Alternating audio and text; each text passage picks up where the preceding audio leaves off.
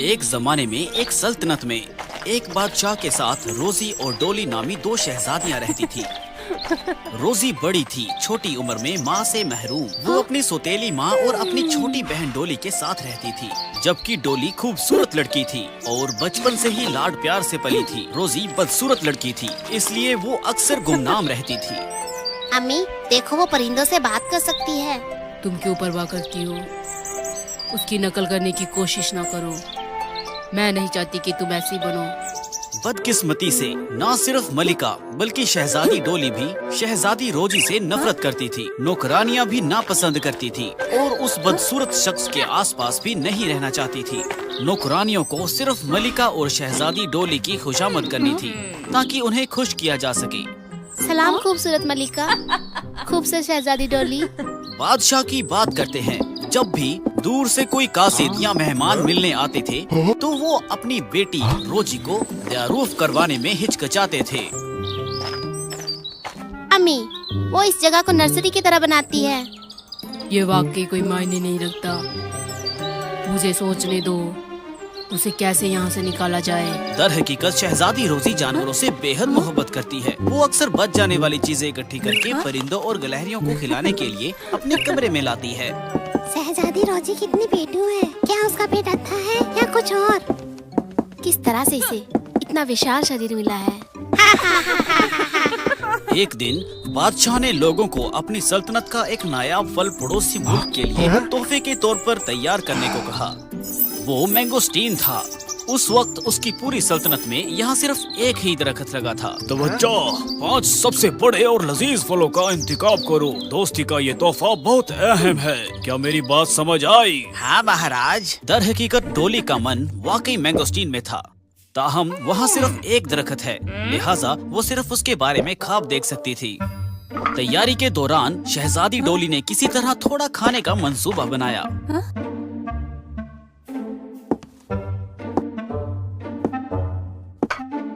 वो सिर्फ मैंगोस्टीन को थोड़ा सा खाने का रुझान रखती थी, फिर उनकी मिठास की वजह से एक बुरा पकवान छोड़ दिया। अचानक मलिका नमूदार हुई। वो शहजादी डोली को छिलके के साथ देखकर हैरान रह गई। अरे, क्या तुम जानती हो ये दोस्ती का तोहफा है? लेकिन ये बहुत मजेदार है अम्मी। ठीक है, मुझे सोचने दो।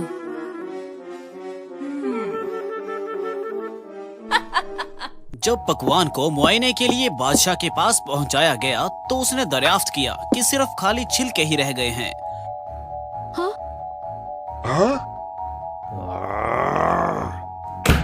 ये मेरी तौहीन है। ये किसने किया? ये सिर्फ रोजी हो सकती है। मैंने उसे अभी रसोई में जाते देखा।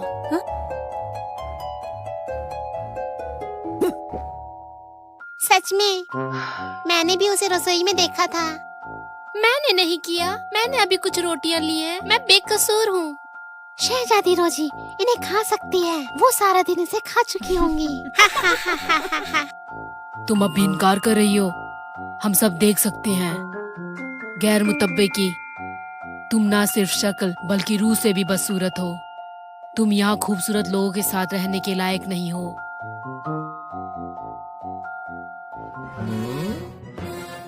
रोजी, अब से तुम शहजादी नहीं रही। मैं ये कबूल नहीं कर सकता। यहाँ से निकल जाओ अभी। रोजी इन तकलीफदेह अल्फाजों को सुनकर शदीद मायूसी में डूब गई।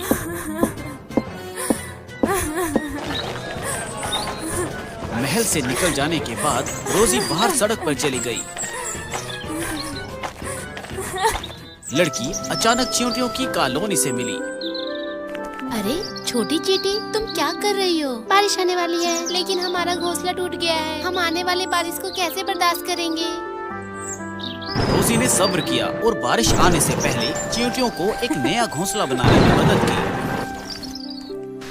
शुक्रिया लड़की, तुम बहुत मेहरबान हो। हमने तुम्हारे लिए ये खूबसूरत चीजें इकट्ठी की हैं। बराए करम इसे ले ले। ओह, तुम भी? मैंने इसके लिए तुम्हारी मदद नहीं की। बराए करम इन्हें रखो, तुम्हारा सफर अभी लंबा है। ये तुम्हारी मदद करेगी।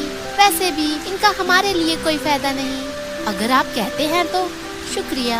कुत्ते बिल्ली की तरह बारिश हो रही थी, लेकिन फिर स्याहे बादल तेजी से पीछे हट गए। बारिश थम गई तो लड़की चलती चली गई और एक छोटे से गांव में पहुंच गई। ऐसा लगता है कि इस जगह अभी फसल खराब हुई है, पूरा गांव भूखा है। खुराक की शदीद किल्लत है।